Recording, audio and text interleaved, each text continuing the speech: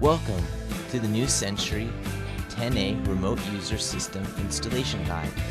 Through this guide will help you install and set up your workstation for its first use.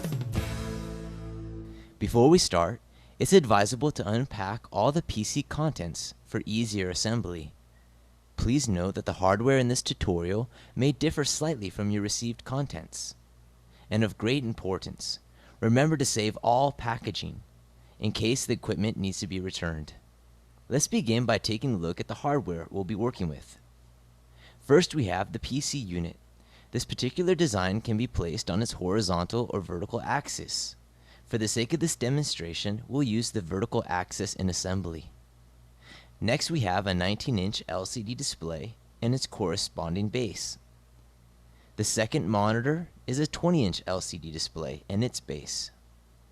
Also included is a standard keyboard and mouse, a DVI to dual VGA splitter cable, and 2 VGA cables for the monitors, 3 power cords for the PC and 2 monitors, and lastly, an Ethernet cable used to connect the PC to the internet.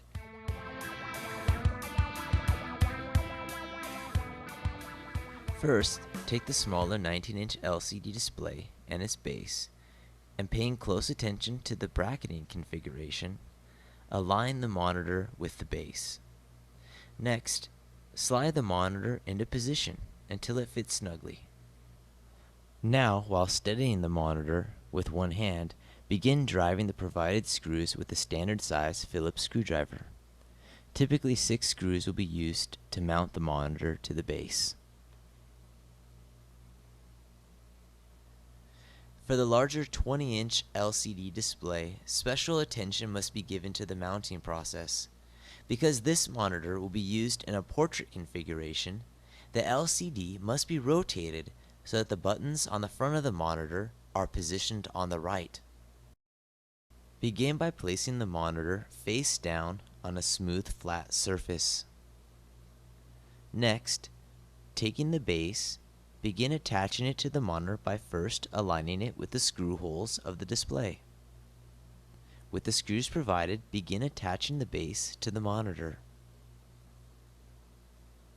Upon completion, gently place the monitor upright on its base. Take note that the buttons of the display are located on the right side. Failure to follow this step will later result in an upside-down image.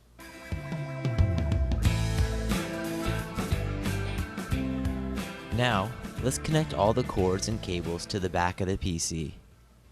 First, align and plug the mouse's green connector into the green port on the back of the PC. Next, take the keyboard and repeat the process by matching the keyboard's purple connector to the purple port.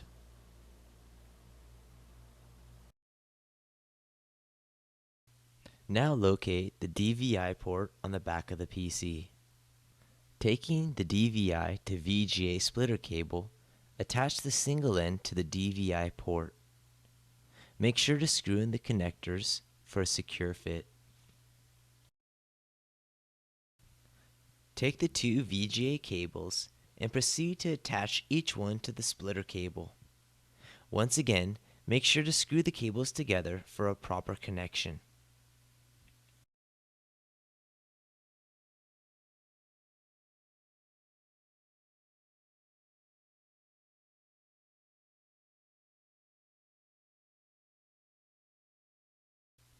Upon finishing, take note of the numerals embossed on the connectors.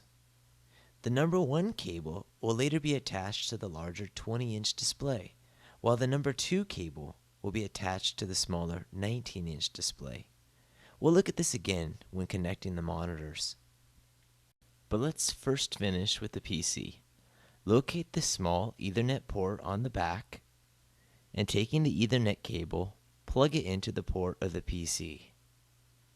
Don't forget that in order to gain internet access, you must plug the other end into your DSL or cable router.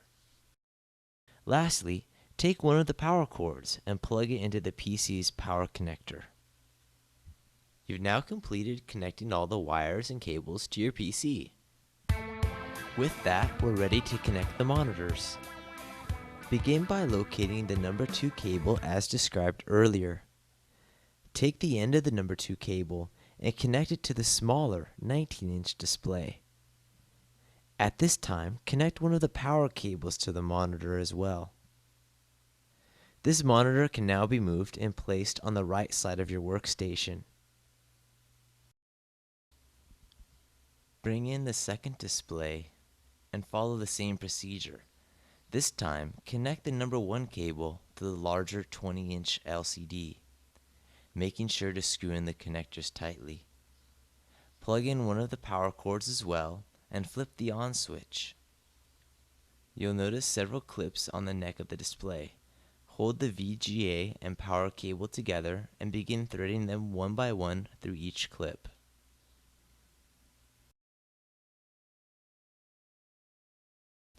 Now turn around this monitor and place it on the left side of your workstation. Finally, plug in the PC, monitor 1, and monitor 2. Congratulations! You finished this installation and can now boot your workstation for the first time.